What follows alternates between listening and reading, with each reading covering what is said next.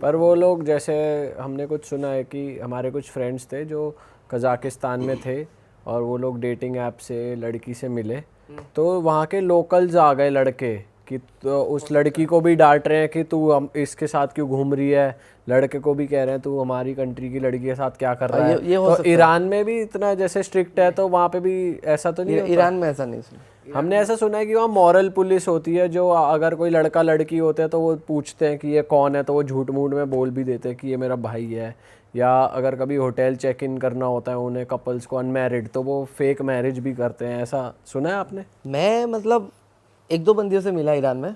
एक तो गाड़ी था, वो मुझे मतलब पूरा पिकअप ड्रॉप घूमने उमने गया था। तो एक आध बार था कि मतलब एक रेस्टोरेंट वाला था, वो मेरे से पूछ रहा है कि क्या क्या था? कहाँ से हो, क्या नाम है, बोला इंडिया वगैरह। तो ज़्यादा कुछ हुआ नहीं है। तो भाई ने बोला जो सेंट्रल एशिया है, कजाकिस्तान, ये सब में हो सकता है। वहाँ के बंदे काफ़ी थोड़ा एग्रेसिव है। उनको ये है कि हमारे कल्चर के बाहर शादी करना ही काइंड ऑफ अलाउड नहीं है वो। बाकी आपके साथ किसी कंट्री में कोई लूट मार की कोशिश या कुछ अभी तक ऐसा तो हुआ नहीं है? भाई। मैं तो बड़ा संभल के रहता हूँ इस मामले में, बड़ा संभल के रहता हूँ और काफ़ी लो प्रोफाइल रखता हूँ। भाई जो नया नया ट्रैवलर है, किसी को अगर बाहर जाना है, इंडिया के बाहर ट्रैवल करने जाना है, तो आप कौन सी कंट्री सजेस्ट करोगे? थाईलैंड वायलैंड के अलावा बताना। ऑफ बीट कंट्री बताओ कोई, जहाँ ज़्यादा लोग नहीं जाते पर वो सुंदर बहुत है, जाना चाहिए सबको एक बार। भाई फर्स्ट टाइम के लिए? फर्स्ट टाइम नहीं, पर वैसे भी आजकल तो घूमने के श्रीलंका लिए। बहुत जा रहे हैं। आप गए हो? मैं तो भाई बेंगलोर में रहा था 4 साल, थोड़ा साउथ इंडियन वाइब है। कैसा, मतलब आप उस साइड गए जो बीचेस वाली साइड है, पार्टी वाली साइड है, उस कैंडी टाइम पे बीच? नहीं, तो 2017 में था। उस टाइम पे पार्टी वाला सीन तो अभी रिसेंट हाँ अभी स्टार्ट हुआ है। अभी रिसेंटली श्रीलंका काफ़ी वाइल्ड हो गई है, मैं भी सुना हूँ। मैं उस टाइम पे गया था। साउथ ऑफ श्रीलंका बहुत लेट हो गया, बहुत पार्टीज उधर। मैं लिया था वहाँ पे एक ट्रेन है, कैंडी से एल्ला का एक ट्रेन होता है, वो बहुत फेमस है। तो उस पर आप जब, शायद मैं ही एक ब्राउन बंदा था, बाकी सब गोरे थे। अच्छा। हाँ वो इतना फेमस है। अब मेरे को इतना खास नहीं लगा, ठीक है, क्योंकि मैं भाई आसाम से हूँ। हम लोग टी गार्डन देख के बड़े हुए हैं और वो टी गार्डन के बीच में से जाती है, वो लोग फोटो शूट करा रहे हैं। आपको बहुत अलग लग रहा है, ये क्या करवा रहे हैं इतना? भाई अब क्या ही बोले, सबका अलग अलग पॉइंट ऑफ व्यू होता है। अब मैं बड़ा हुआ हूँ। और 55 में से कौन सी ऐसी कंट्रीज है जो आप रेकमेंड करोगे, जो लोगों को, जो जहाँ पे आप ही अकेले ब्राउन दिखे या फिर बहुत कम इंडियंस वहाँ पर जाते हैं? भाई कोविड से पहले तो बहुत कम, ऑलमोस्ट हर जगह पे। अजरबैजान में भी जाऊँ, अजरबैजान में तो वैसे अभी तो बहुत हो गए इंडिया पाकिस्तानी वहाँ पे। और वहाँ पे लोग बहुत रेस्पेक्ट करते हैं आपकी, रूड नहीं है, वो बहुत अच्छी है। हमने सुना है वहाँ टैक्सी वैक्सी के स्कैम्स टैक्सी स्कैम है, पर्पल टैक्सी। हाँ वो बहुत फेमस है स्कैम के लिए। हाँ वो है, क्योंकि बहुत टाइम क्या होता है ना, हमारे लोग, वही होता है ना कि बाहर जा रहे हैं, बहुत एक्सपेंसिव है, ठीक है, तो इस चीज़ को ओवर एस्टिमेट कर लेते हैं। एक्चुअल फेयर अगर 500 है, वो लगेगा वो 3000 मांग रहा है इंडियन, यहाँ पे तो 3000 ही होगा, हालांकि इंडियन 500 ही हो रहा है वो, तो उसी में स्कैम हो जाता है। इसीलिए बहुत टाइम ये लोग इंडियन को ही घेरते हैं। आप एयरपोर्ट में जाओगे ना, वाइट बंदे भी होंगे, पर इंडियन बंदे को बोलेंगे टैक्सी टैक्सी टैक्सी, पता है इसको ज़्यादा आइडिया नहीं है। वो लोग तो होमवर्क करके आते हैं, हमारे बहुत लोग होमवर्क नहीं करते। सही बात है। भाई आप इतना घूमे हुए हो, कुछ ऐसे टिप्स आप देना चाहते हो ऑडियंस को जो भी अभी नया नया ट्रैवल करना शुरू कर रहे हैं? कुछ ऐसी टिप्स जो बहुत ज़्यादा मतलब हेल्पफुल होंगी उनके लिए? सबसे पहले तो भाई आप वीज़ा पॉलिसी पहले चेक कर लो।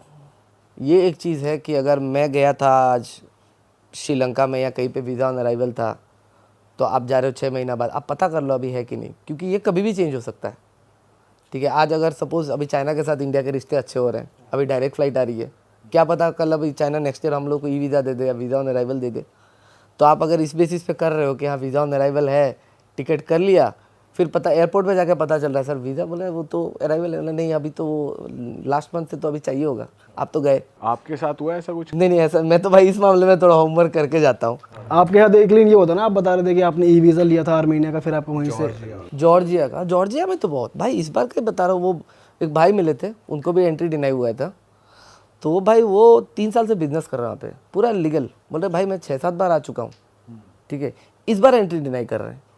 और उसको मल्टीपल एंट्री देते हैं। आप नॉर्मली वीज़ा लेंगे ना, मल्टीपल एंट्री देते हैं। बोल रहे हैं, उनको ये बोला कि विनीत भाई है दिल्ली के, तो बोले कि आज तो नहीं होगा, आप 2-3 दिन बाद फिर ट्राई कीजिए।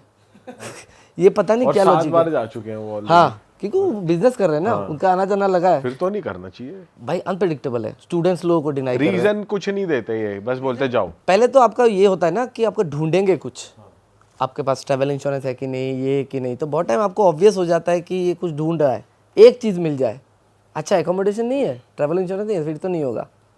समझ रहे हो? वो वैसा होता है ना कि जैसे आप बैंक वगैरह में जाते हो लोन लेने के लिए, ठीक है, पैन कार्ड है, हाँ जी है, ड्राइविंग लाइसेंस है, हाँ, पासपोर्ट है, ये आधार कार्ड है, राशन कार्ड है, नहीं, अरे वही तो चाहिए। वो ढूंढ रहा था, जो नहीं है वही तो चाहिए, है ना। यही तो जॉर्जिया में ये चल रहा है। ये चल रहा है यार, सब कुछ होगा तो बोल देगा। आपको किस बेसिस पे करा रिजेक्ट? आपके पास क्या नहीं था?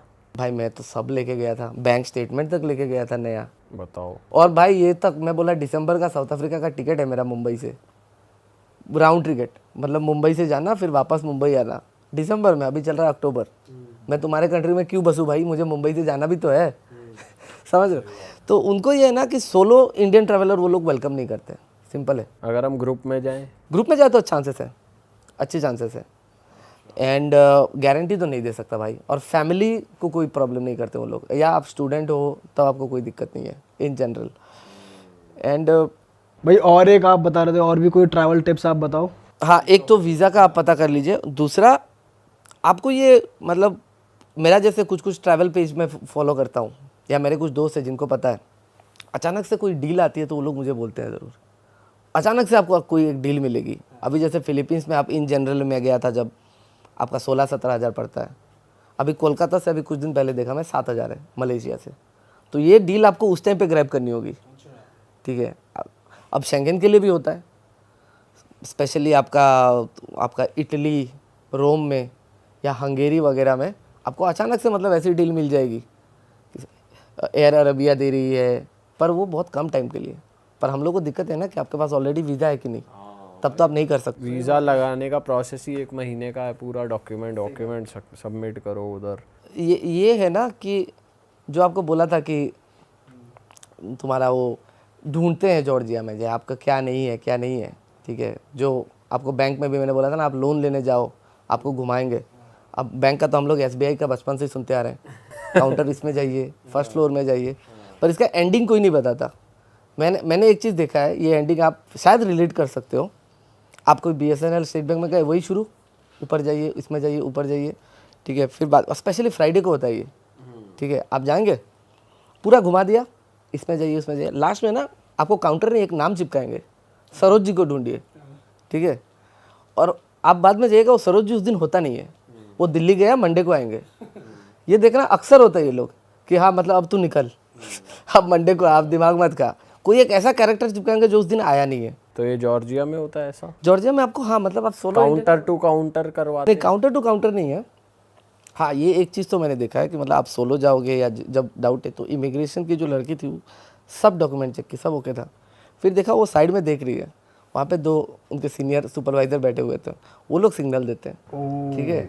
तो उसने ऐसे देखा, मैंने देखा, और वो बंदा ऐसा ऐसा कर रहा है, ठीक है। मैं समझ गया ये तो जज कर रहे हैं फिर, मतलब ऐसी। तो आपको वापसी की फ्लाइट खुद करानी पड़ती है या वो डिपोर्ट कर रहे हैं वो तो भाई आपका एंट्री नहीं होते हैं ना, वो नॉर्मली एयरलाइंस की जिम्मेदारी होते हैं जहाँ तक मैं जानता हूँ। अगर आप दिल्ली से इंडिगो में, नहीं तो आपके साथ हुआ ही है तो? हाँ, तो वापसी की कैसे फ्लाइट? वापसी की मैं गया था बाकू से, अजरबैजान से, तो वो उन्होंने खुद से दिया। पर वो बहुत टाइम थोड़ा ट्रिकी करते हैं कि मतलब आपके पास पैसे हैं कितने हैं, मतलब चाहते हैं कि आपसे थोड़ा पैसे ले ले, ठीक है। हालांकि आपके पास अगर पैसे नहीं होंगे, वो एयरलाइन की जिम्मेदारी होती है कि आप लाए हो, आप इसको वापस इनको लेके भी जाओ। बट आपने ऐसे मोमेंट पे जब आपको डिनाई कर रहे होते तो आपने पैसे वैसे देने की कोशिश? नहीं नहीं नहीं नहीं नहीं नहीं, ये तो भाई फिर अलग क्राइम हो जाएगा ना। तो आपको उन्होंने अजरबैजान ही डिपोर्ट करा वापस? वहाँ पे किया। फिर अब मेरा जॉर्जिया से था अक्ताऊ सिटी, कजाकिस्तान। अब तो मेरा जॉर्जिया से वहाँ से जाना मुश्किल हो गया, वो तो ख़त्म हो गया। अब मैं अजरबैजान से इमरजेंसी यहाँ का कजाकिस्तान का टिकट किया, कजाकिस्तान वीज़ा फ्री है। तो यहाँ पे भी डर लग रहा है भाई, यहाँ पे भी अगर कुछ कर दिया इन्होंने। तो लकीली यहाँ पे कुछ हुआ नहीं है और मेरा ट्रिप कंटिन्यू था। पर वो फ्लाइट के पैसे डूब गए? या वो आप हमेशा रिफंडेबल ही कराते हो? एक फ़्लाइट नहीं, वो नॉर्मली रिफंडेबल नहीं कराता हूँ, पर मुझे ये कॉन्फिडेंस था कि यार इस बार तो सब लेके जा रहा हूँ मैं। पर भाई वो बहुत ही अनप्रडिक्टेबल है।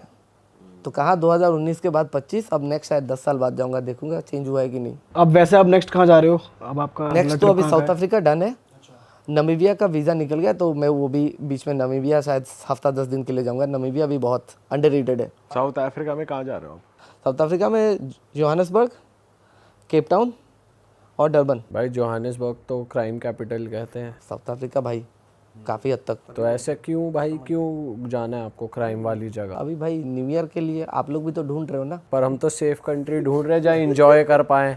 आप तो ऐसी कंट्री ढूंढ रहे हो जहाँ खुद ही बचता फिरूं। भाई वही करेंगे ना, अलग से खड़े होकर देखेंगे कहाँ कहाँ क्राइम हो रहा है, ऑब्जर्व करेंगे। वो तो आपको तो उस हिसाब से रहना होगा। अभी सपोज मैं अगर 11 बजे पहुंचता हूँ, या तो अगर टैक्सी मिलेगा तो मैं जाऊँगा, या फिर मैं एयरपोर्ट में रहूँगा। आप उधर मतलब मैं तो काफ़ी साउथ अफ्रीकन लोगों से मिला हूँ, मैं उनसे पूछा हूँ कि मेरा ऐसा ऐसा प्लान है, आप थोड़ा बताइए। बोलता बहुत बैड एरियाज है वहाँ पे, आप तो मत जाना, या तो आप रॉब हो जाओगे या लूट लेंगे, जान को भी खतरा है। भाई टैक्सी वाले भी तो किडनैप कर लेते हैं वहाँ। हाँ वो है। तो मैं मतलब उसी हिसाब से देखूंगा कि मतलब अगर मेरा अराइवल लेट है तो भाई मैं रहना ही सेफ समझूंगा, मॉर्निंग को ही निकलूंगा, या तो पब्लिक ट्रांसपोर्ट है, बस है, ट्रेन है।